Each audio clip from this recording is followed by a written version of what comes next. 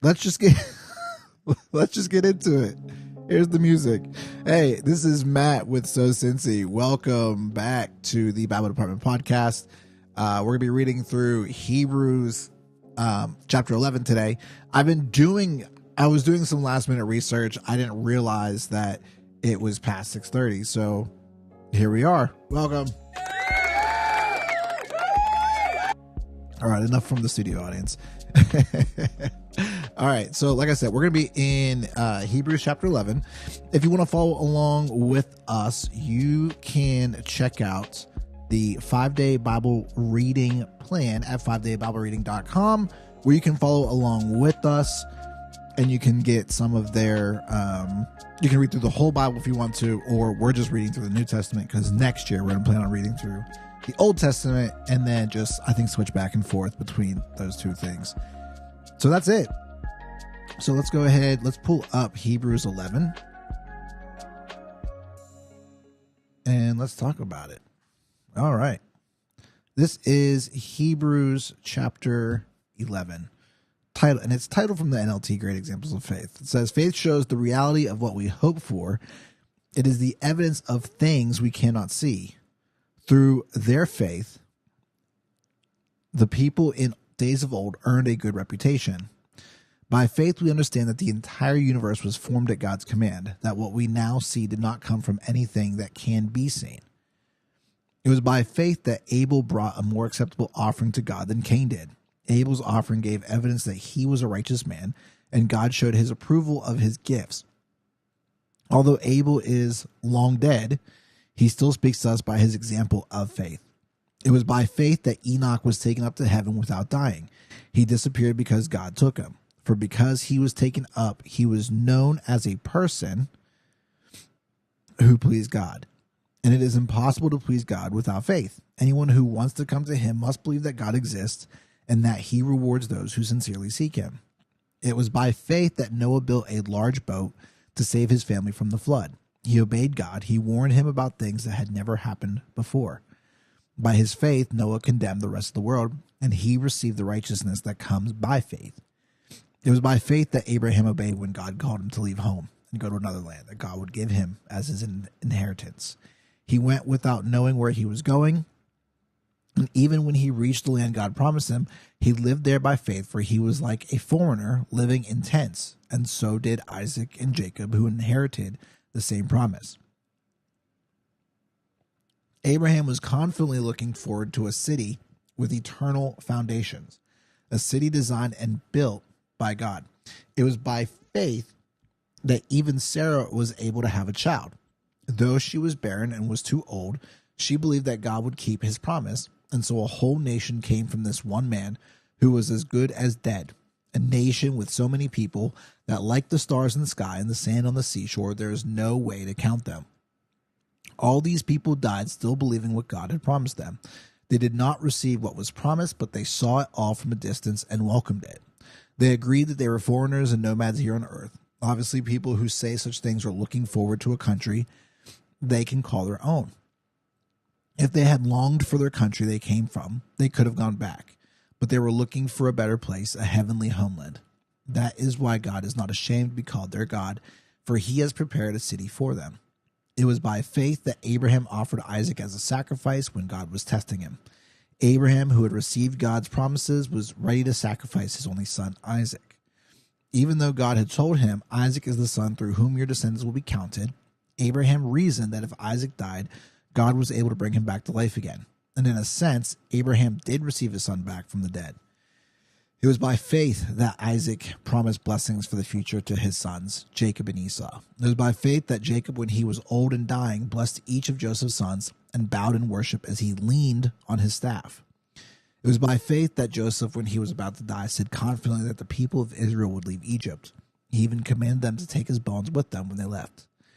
It was by faith that Moses' parents hid him for 3 months when he was born. They saw that God had given them an unusual child, and they were not afraid to disobey the king's command. It was by faith that Moses, when he grew up, refused to be called the son of Pharaoh's daughter. He chose to share the oppression of God's people instead of enjoying the fleeting pleasures of sin. He thought it was better to suffer for the sake of Christ than to own the treasures of Egypt, for he was looking ahead to his great reward.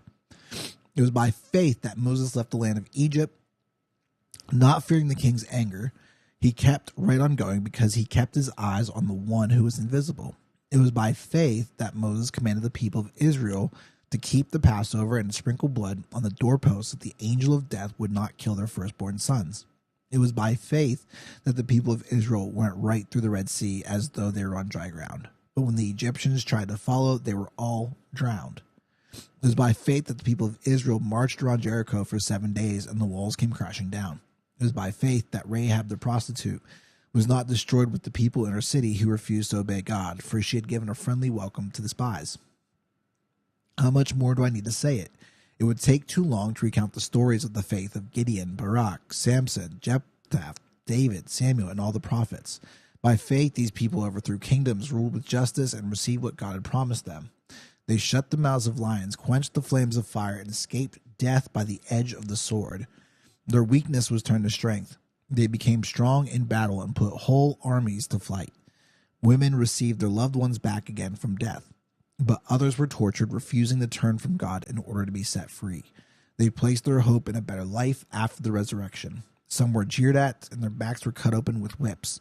Others were chained in prisons. Some died by stoning, some were sawed in half, and others were killed with the sword. Some went about wearing skins of sheep and goats, destitute and oppressed and mistreated. They were too good for this world, wandering over deserts and mountains, hiding in caves and holes in the ground. All these people earned a good reputation because of their faith, yet none of them received all that God had promised, for God had something better in mind for us, so they would not reach perfection without us. And so that, friends, is Hebrews chapter 11. And so let's take a look at it. I had this idea, this epiphany, and so I wanted to try something a little different. We're going to break this down into kind of 3 sections that I've been calling praying it through, living it out, and passing it on. Since we talk about evangelism, we talk about discipleship and things like that. And I haven't been doing a great job of the evangelism piece, like taking this stuff that we talk about and talking with someone about it. So the first thing I want to talk about is to pray it through. And so, and there's this idea of prayer for trust in the unseen. And so this idea is that if you can ask God to deepen your faith and help you trust his promises, even when you can't see the outcome. I think that's a big part of life. You know, all these journeys that we talked about in Hebrews, like there was things yet to come, things yet unseen, and yet they still acted. And so the idea of the prayer is for the Lord to strengthen the faith to trust beyond what we can see. Remind us that your promises are true, even when circumstances make us doubt. Help us to walk each day with confidence that you are working all things for good. I believe that faith is the evidence of what we hope for and choose to place in hope of you. Amen. And so the next part is going to be living it out. And that faith is action steps. It's a thing where you have to identify kind of an area in your life where you might feel hesitant as you're doing things. And so I would encourage you just to write Hebrews 11:1 down, like somewhere on a card, post-it notes. I did this thing with our men's ministry where I think I gave them like each maybe 7 post-it notes, and write one thing they're thankful down like each day. And so similarly, you can take that. So if we go back to Hebrews 11:1, if you're going to write this down, faith shows the reality of what we hope for.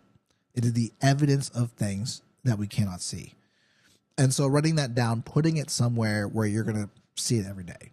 I know people sometimes put it on like a bathroom mirror. And depending on who you live with, because some people might not be happy if you take like expo marker and write on your mirror. So it might be best to do a Post-it note, or put it on when we did the Post-it notes. I would put them next to my coffee stand where I make coffee. So I would have the Post-it notes there, and I'd write one thing I was thankful for, and put it up. So finding a place where you're going to see it, or you can, type this out as a note on your phone, screenshot it, and then set it as your background. But something that's going to help you remember this idea of faith as the reality of what we hope for, that we hope for this, that what Christ did was true. And though we're not going to see it now, we'll see it one day. And that's salvation. And there's more to what Christ did for us, but I think that's like the ultimate thing. And so lastly, I want you to encourage someone. So as you go about today or even tomorrow, as you're going about your day, if there's someone you're that comes across your mind, reach out to them, be like, hey, you came across my mind. Is there anything I could be praying for you for? And then sharing that with someone. So if you see them, or if you're talking with them, remind them what Hebrews 11:1 says. That's this, faith is what we see now, but it's about trusting in God's promises for the future. And then so I started asking questions. And so I was like, well, what is faith? And so we got this definition, it's the reality of what we hope for. And so faith is belief. It's trusting that what Jesus is and who he says he is. It's living out this action through obedience, even when the outcome is unclear. And it's this relationship that we have. And so I also asked, what faith is not. And I think this is where people get wrong about faith. It's not this wishful thinking, that faith is not just hoping for something to happen. Faith is not positive thinking. It's not just having this positive attitude. It's that faith isn't magical. It's not something that can't ever come true. It's not a feeling, and it's not manipulation. Faith is not a self-reliance instead of surrender. It's not conditional belief. It's trusting God only when life is good. Those things are not faith. And really, again, when we look back at what faith is, it's the reality of what we hope for, is the evidence of things we cannot see. And to build faith requires evidence. And so we have evidence of faith all throughout Scripture. This is our evidence that there's a story playing out. You may have heard people say we are in the New Testament times.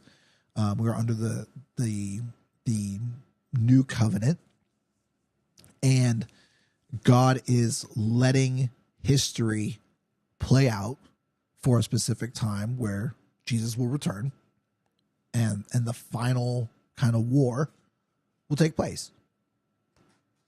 That's basically it. That's the gist of it. And so I hope this was something that was encouraging you. I hope you liked this kind of different format, that this is going to be something new that we're going to try out and see how it goes. And maybe, hopefully, we get some good content out of it. So yeah, that's it, friends.